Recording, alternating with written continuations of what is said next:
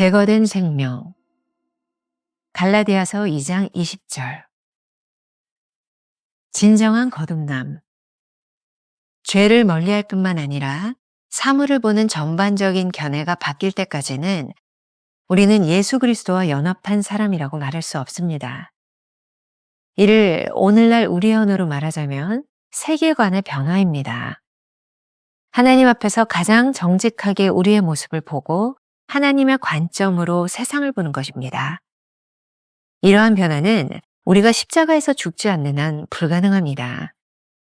거듭남은 우리의 모든 위선을 제거하는 것입니다. 거듭남의 단계에서 우리의 선행이나 정직, 노력이 아니라 지독한 우리의 죄성이 드러나야 합니다. 거듭남은 주님께서 우리의 죄를 완전한 의로 바꿔주시는 것입니다. 하나님의 완전한 의 앞에서 스스로 하나님께 쓸모있는 존재라고 착각했던 위선이 제거됩니다. 따라서 거듭남은 완전한 죽음이 아닐까요? 거듭난 우리는 자신의 주장과 권한을 포기할 준비가 되어 있어야 합니다. 챔버스는 묻습니다. 내가 소유한 모든 것을 포기할 의사가 있습니까? 내가 사랑하는 모든 것들을 오직 주 예수님의 죽음과 하나 되기 위해 내려놓을 수 있습니까? 이러한 포기는 참 아프고 힘든 과정입니다. 자신을 내어놓는 것은 십자가에서 죽는 고통을 동반하기 때문입니다. 주께서 나를 보시는 관점으로 나 자신을 보게 될 때 우리에게 충격을 주는 것은 내 육체의 징그러운 죄악들이 아니라 내 마음속에 예수 그리스도께 대항하는 무서운 교만입니다. 죄보다 더 무서운 것이 교만입니다. 교만은 적극적으로 그리스도께 대항하는 행위입니다. 거듭난 우리에게 이 사실이 보이기 시작할 때 무척 고통스러운 체험을 하게 됩니다. 이 고통을 챔버스는 부끄러움, 공포, 처절한 비참 등으로 표현합니다. 그러니 우리는 이렇게 기도해야 합니다. 주님, 우리가 완전히 죽기를 원합니다. 김명삼 목사의 매일 만나 365, 오늘은 3월 8일 제거된 생명이라고 하는 제목을 가지고 역시 두 가지의 주제로 나누어 살펴보도록 하겠습니다. 첫 번째, 진정한 거듭남. 오늘 말씀은 1월 15일에 나누었던 당신에게는 당신의 무덤이 있습니까? 라는 묵상과 연관성이 있습니다.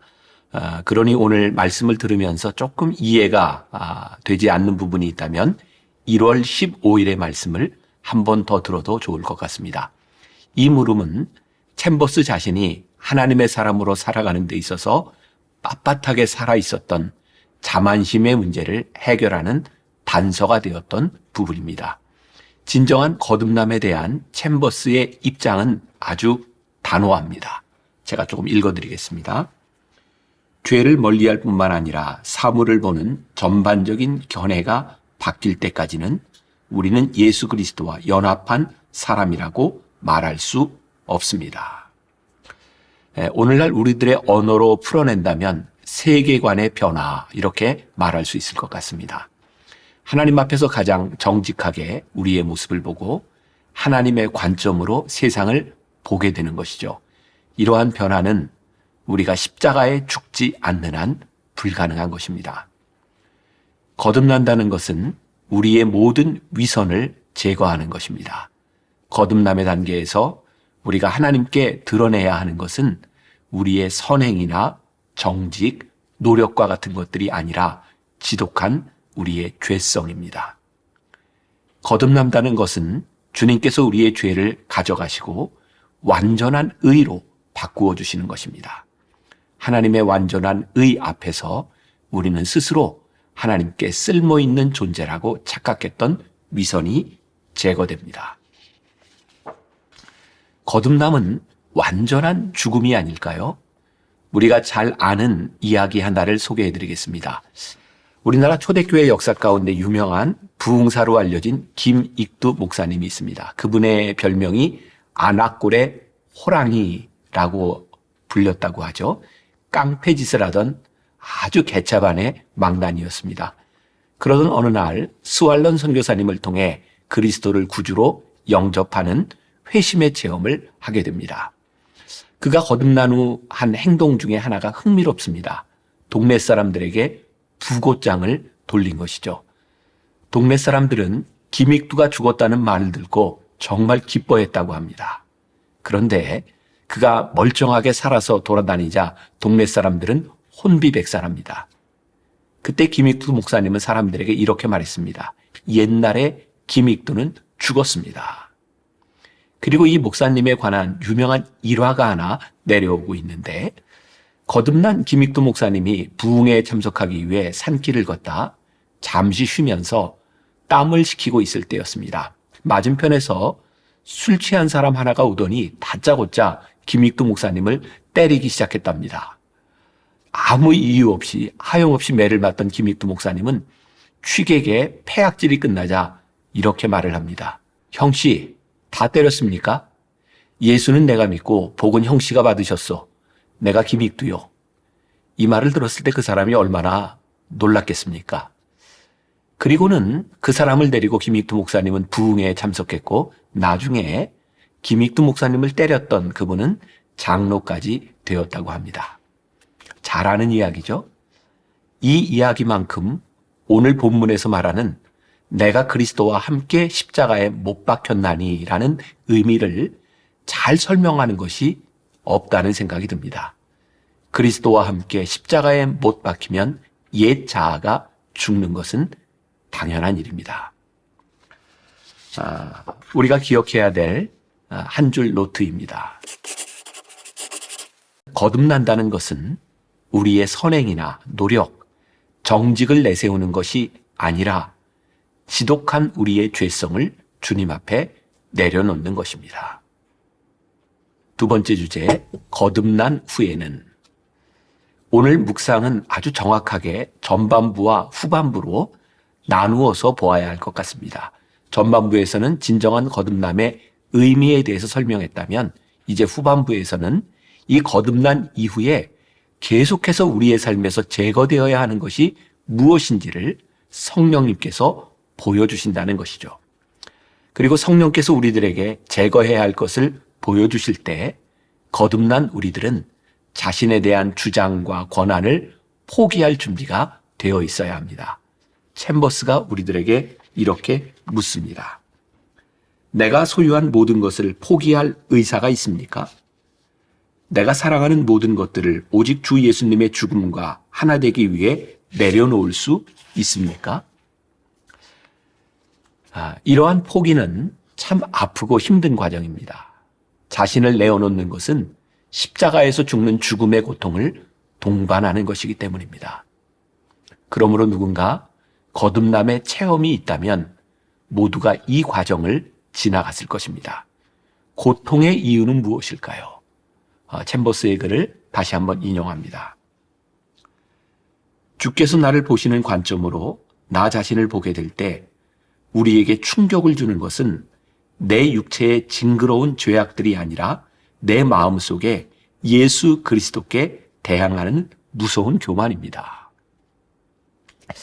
이 말의 의미를 생각하는데, 이 의미를 깨닫는데 저에게 좀 많은 시간이 필요했던 것 같습니다. 그렇구나. 죄보다 더 무서운 것이 교만이라는 것이 이런 의미구나. 죄는 단지 자신의 육신의 소욕에 굴복하여 행하는 것이라면, 교만은 적극적으로 그리스도께 대항하는 행위이기 때문입니다. 우리가 교만하다는 것을 알 때 얼마나 무서운 일이겠습니까?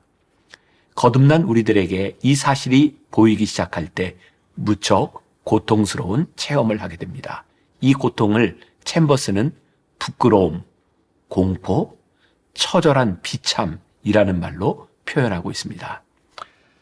돌아가신 저희의 아버님은 군목으로 사역을 하셨는데, 그때 군목 시절에 새롭게 은혜 체험을 하고 거듭남의 체험을 하셨다는 이야기를 종종 들었습니다.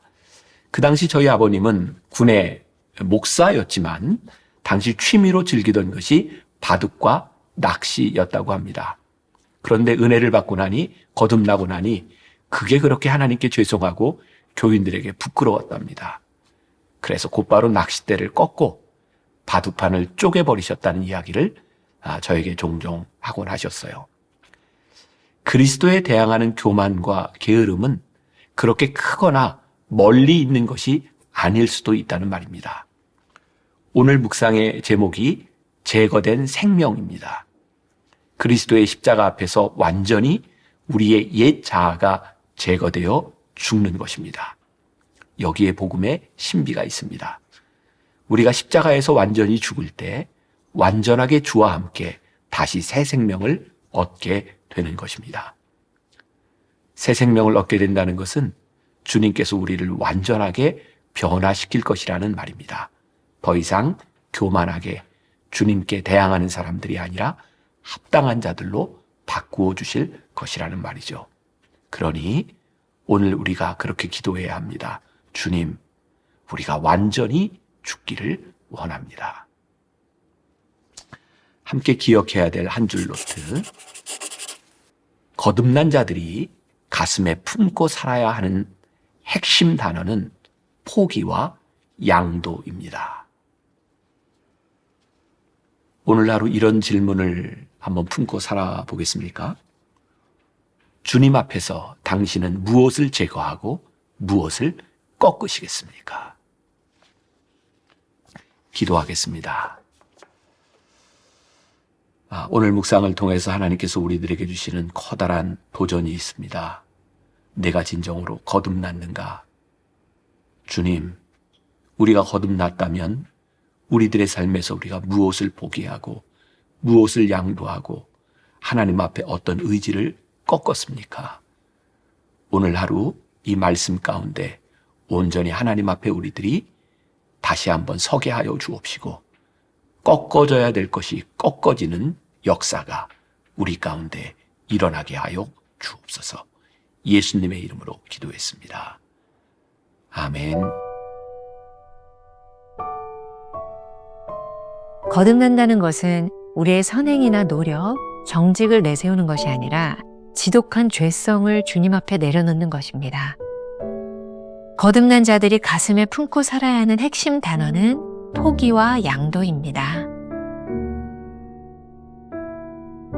주님 앞에서 당신은 무엇을 제거하고 무엇을 꺾겠습니까?